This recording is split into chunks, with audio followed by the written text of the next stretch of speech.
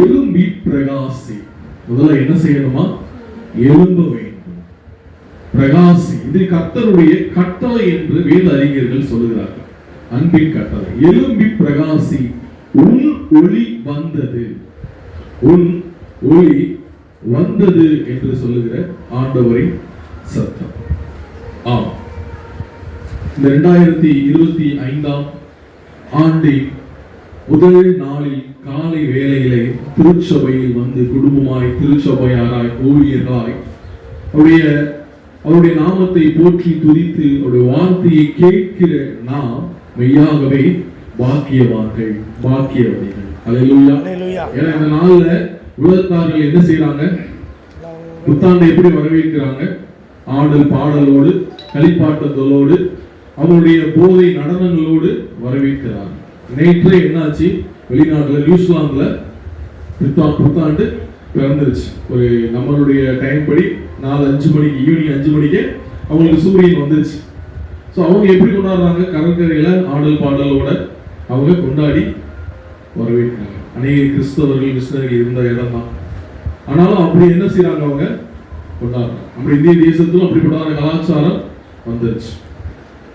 கிறிஸ்துவை அறிந்த தேவ பிள்ளைகளாகிய நாம் எங்க இருக்கோம்? முதல் நாள்ல, வருடத்தின் முதல் நாள்ல தேவாலயத்துல தேவனோடு கூட, தேவ வார்த்தையோடு கூட நம்ம பயணிக்க இங்கே நாம் பங்கு பெற்றிருக்கிறோம். ஹல்லேலூயா. எழும்பி பிரகாசி, உன் ஒளி வந்தது. எதிலெல்லாம் நாம் சோர்வுற்று இருக்கிறோம் நமக்கு தெரியும், கடவுளுக்கு தெரியும். எதிலெல்லாம் பலனா இருக்கோம், பலனற்று இருக்கிறோம், சோர்வுற்று, ஒரு சின்ன கவலை, ஒரு தோல்வி, ஒரு பிரச்சனை, ஒரு கடன் பிரச்சனை, வீட்டுல பிரச்சனை, ஏதோ ஒன்று நம்மள சோர்வாக்கி, நம்முடைய மனசு சோர்வாக்கி என்ன செய்யணும்? முடங்கி வீட்டுல படுக்க போட்டோம். அந்த சோர்வு என்னதான் நம்ம சத்தான உணவு சாப்பிட்டாலும் நமக்கு என்ன வராது?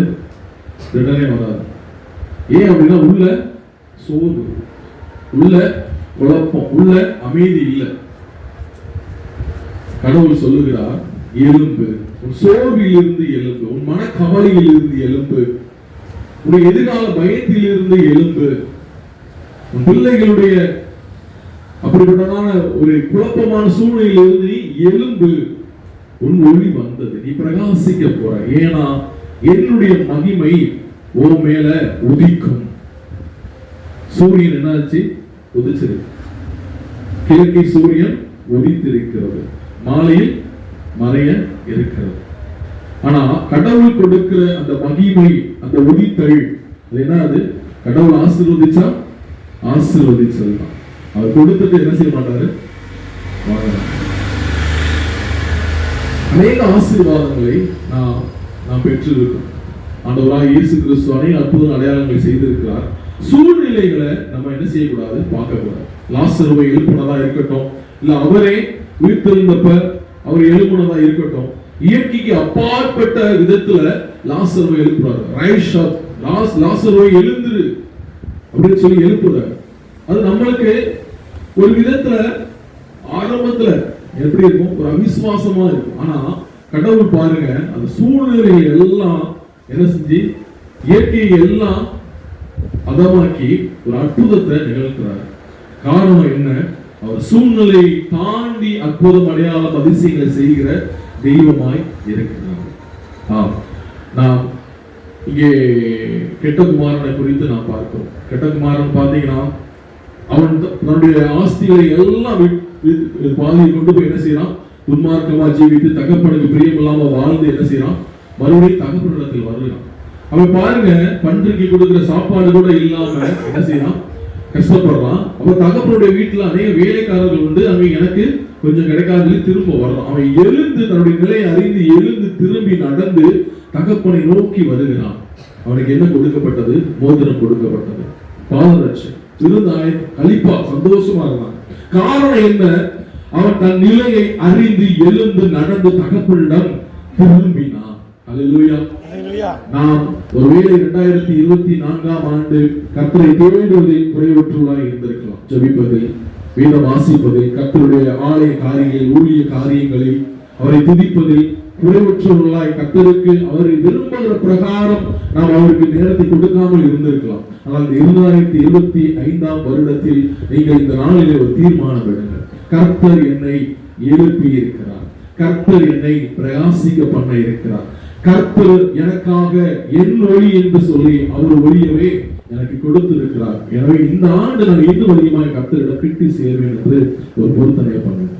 நிச்சயமாக வேதம் சொல்லுகிறது, நீங்கள் எதையெல்லாம் ஒப்புக் கொடுக்கிறீர்களோ ஒப்புக் கொடுக்கப்பட்டதை அந்நாள் வரைக்கும் காத்துக்கொள்ள வல்லமை உள்ளவராய் இருக்கிறார் என்று வேதம் சொல்லுகிறது. எனவே எழும்பி பிரகாசிக்க நாம் நம்மை அதிகமாய் ஒப்பு கொடுத்து விசுவாசிப்போம். ஒளி அது பாதை என்னும் ஒளி. அல்லேலூயா. நாம் வாசிக்கிறோம் யோவான் 1ஆம் அதிகாரம் 4ஆம் வசனத்திலே, அவருக்குள் ஜீவன் இருந்தது, அந்த ஜீவன் மனுஷருக்கு ஒளியா இருந்தது. என்ன ஒளி? இருளில் இருக்கிற ஜனங்கள் பெரிய வெளிச்சத்தை காணும்படியான ஒளி. பாவ இருள், சாவ இருள், நோய் என்னும் இருள், பாடு என்னும் இருள். எனக்கு யாராவது இருந்தாதான் என்ன செய்ய முடியும்? நான் வேற வேலை பார்க்க முடியும். எனக்கு யாராவது வேணும். ஒரு சிறைப்பட்ட வாழ்வு. பாவத்தில் இருக்கிறவங்க பாருங்க, அவங்கள மேற்கொள்ள முடியாது. நான் வேணாம் தான் நினைக்கிறேன், ஆனா போயிடுறேன், பாவம் செஞ்சிடுறேன். நான் வேணாம் தான் நினைக்கிறேன், ஆனா என் வாய் சும்மா இருக்க மாட்டேங்குது, திட்டிடுறேன் கர்த்தருக்கு பிரியமில்லாத வார்த்தைய. காரணம், அவங்க அப்படிப்பட்டதான ஒரு சிறையில இருக்காங்க. அந்த சிறையில இருந்து மீள நம்ம என்ன செய்யணும்? ஒளியை இன்னும் அதிகமாய் பயன்படுத்த வேண்டும். ஆண்டவராகிய இயேசு கிறிஸ்து எனும் ஒளியை நாம் பயன்படுத்த வேண்டும். அப்பொழுது கலங்கரை விளக்கமாக நம்மை கர்த்தர் பயன்படுத்த வல்லவராய் இருக்கிறார். கலங்கரை விளக்கம் என்பது இங்கே மீனவர்களுக்கும் படகுல கடலில் பயணம் செய்த எல்லாருக்கும் அது பாதை காட்டுகிறதா இருக்கிறது. அப்படிப்பட்டதான அன்பின் பாதை, நம்பிக்கை என்னும் பாதையை கர்த்தர் நம்மை கொண்டு செய்ய அவர் திட்டம் தீட்டி இருக்கிறார். நம்முடைய இல்லங்களில், நம்முடைய தேசத்தில், நம்முடைய தெருக்களில், நம்முடைய திருச்சபையில் நம்மை பயன்படுத்த அவர் வல்லமை உள்ளவராய் அவர் இருக்கிறார். ஹல்லேலூயா. இந்த நாள்ல சந்தோஷமா இருக்கீங்க. ஹல்லேலூயா. இந்த நாள் பாத்தீங்கன்னா நம்மளுடைய ஆண்டவரை மையமா வைத்துதான் இயங்கிக்கிட்டு இருக்கு. அது என்ன ஜாதியா இருந்தாலும், என்ன மொழி பேசுறோம், என்ன நாட்டுல இருந்தாலும் சரி, என்ன மதத்தை சேர்ந்தவங்களா இருந்தாலும் சரி, கிறிஸ்துவுக்கு முன் கிறிஸ்துவுக்கு பின் நம்ம ஆராதிக்கிற ஆண்டவரை மையமாக வைத்து அந்த உலகமே என்ன செஞ்சுக்கிட்டு இருக்கு? இயங்கிக்கிட்டு இருக்கு.